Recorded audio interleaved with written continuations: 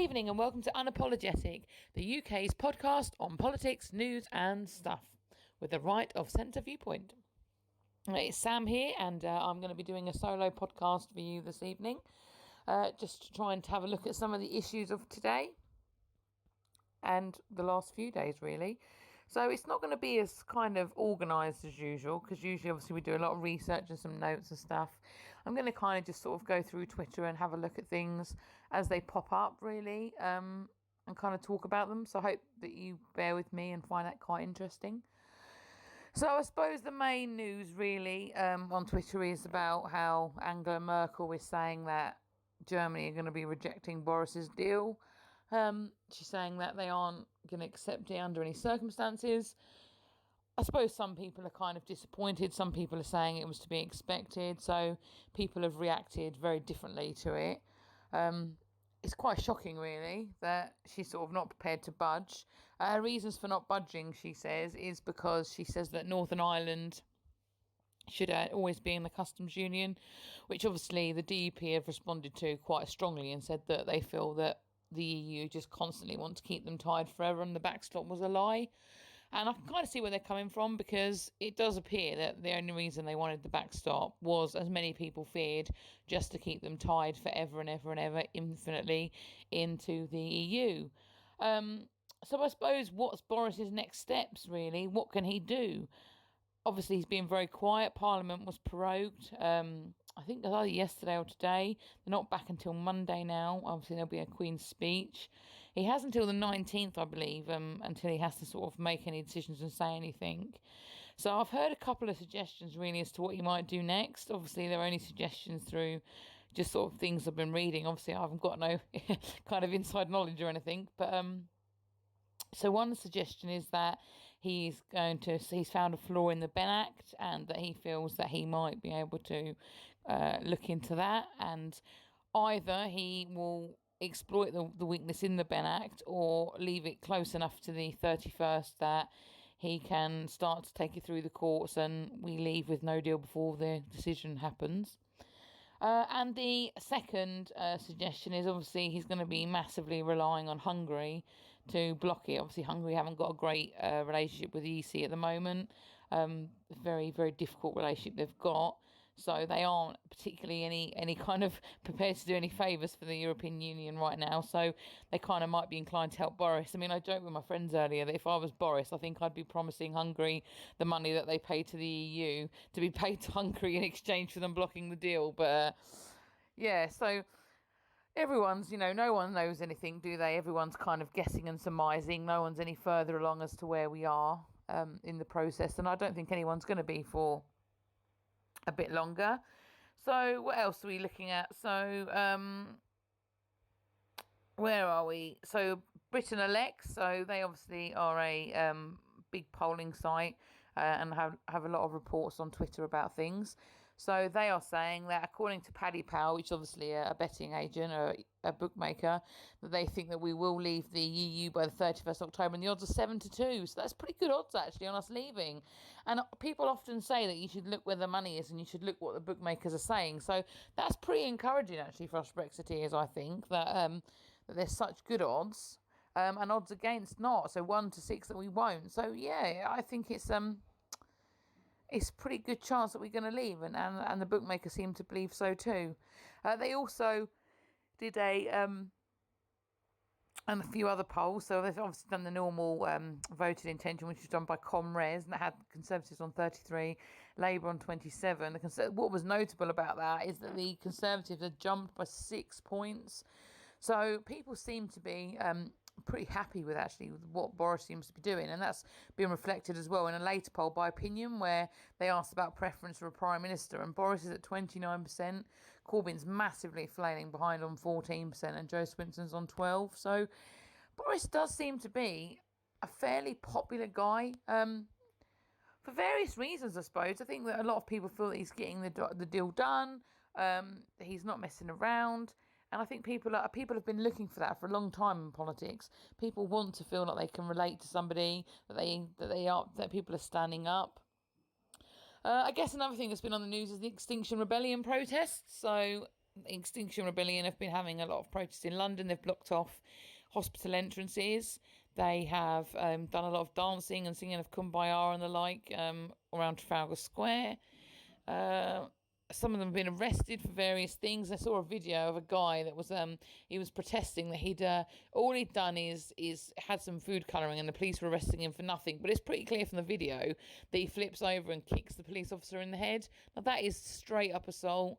So when he's moaning and saying he's done nothing wrong, I think he needs to rewatch that video and realise that he is completely in the wrong. He should not be assaulting police officers. It's just absolutely wrong.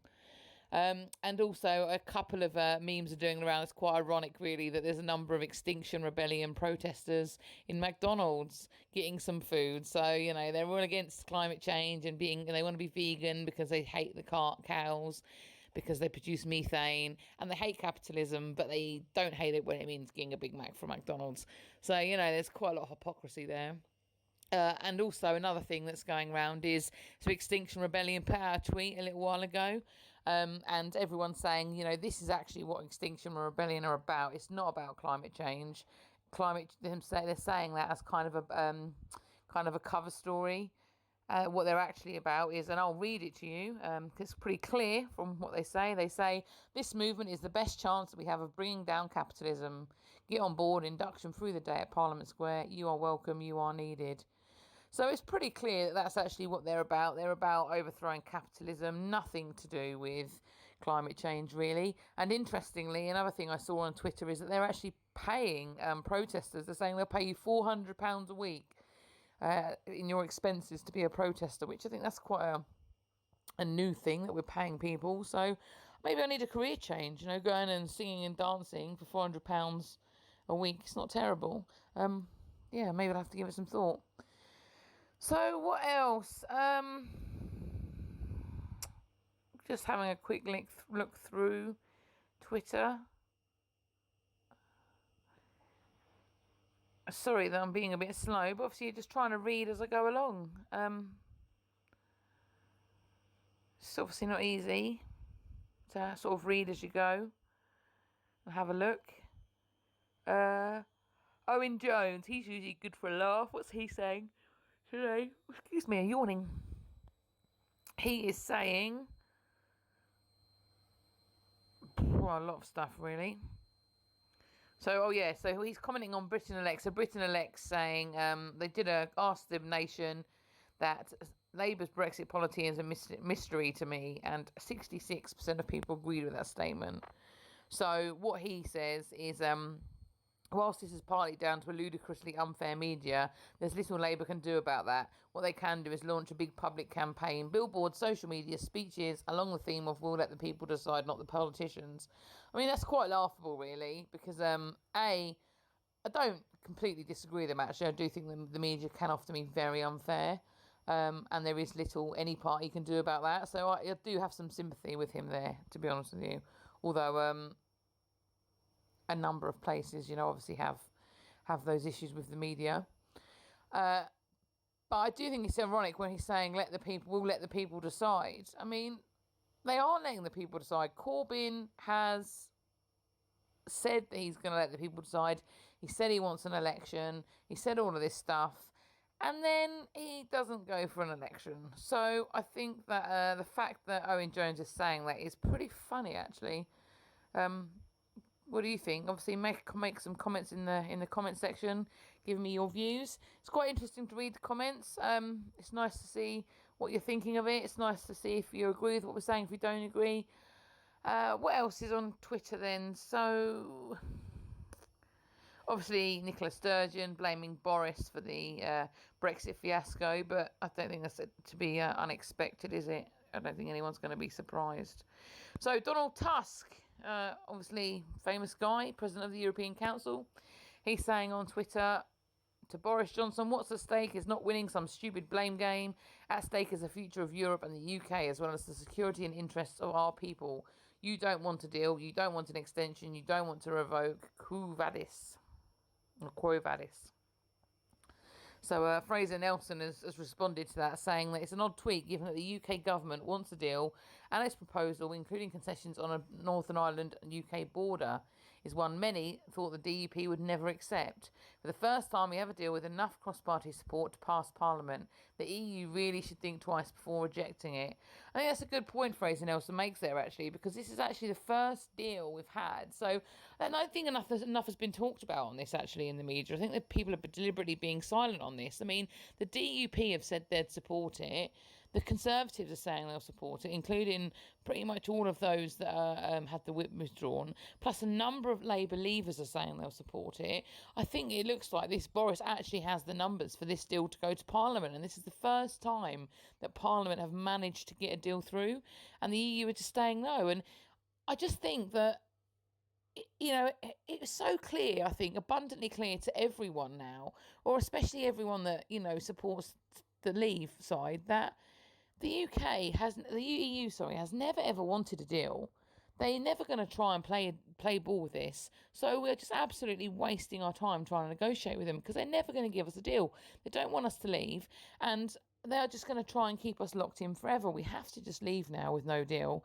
And I think that all these people saying, oh no, we need more time, we need extensions, they need to be honest what they're saying. The reason they're saying that is because they want us to remain in the EU. And don't hide that, you know, be honest. That is what you're saying. You want us to stay in the EU, and that is why you're saying it. So that's pretty much it, I think. Oh, just another thing I've just picked up on yesterday. I think yesterday's news, although not news at all, actually. I don't think anyone was massively surprised by this. Heidi Allen has defected to the Lib Dems. I mean, she's been a member of 3 parties now and not had an election in her local area. But it's quite funny, really, because I don't think anyone was surprised. I mean, when she was a Conservative, everyone accused her of being a Lib Dem. So it's probably like the least newsworthy piece of news in a long time. But what I did find sad is there's a Liberal Democrat councillor who'd been selected in South Cambs to stand for them, and he was kind of pushed aside to make room for Heidi. So he's probably feeling pretty sad tonight. So, you know, let's take a time to feel a bit sorry for him, because he's going to be feeling a little bit sad. So I think we'll leave it there. You don't really want me umming and ahhing when I keep scrolling through Twitter, because that's not particularly exciting for anybody. So that'll leave me just to say thank you, good night, have a nice time. We've got a podcast coming up hopefully tomorrow and Friday, which you'll be interested in listening to those. So take care, have a nice night, bye.